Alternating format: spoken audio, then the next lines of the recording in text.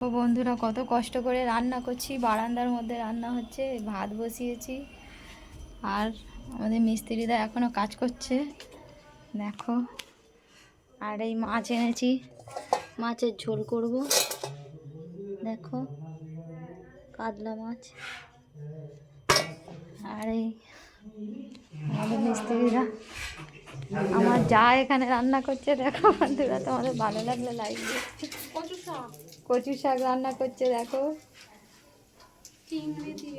চিংড়ি দিয়ে কচু শাক রান্না হচ্ছে। আর আমাদের মিস্ত্রিরা কি করছে দেখো, কাজ করছে।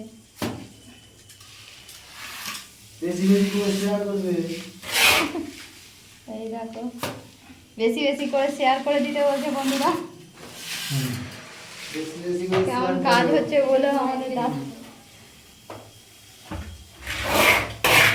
কাজ করছে দেখো। বেশি বেশি করে শেয়ার করবে, বুঝেছো বন্ধুরা? বেশি বেশি করে শেয়ার করো, তাহলে দিদিভাই বুঝতে পারে।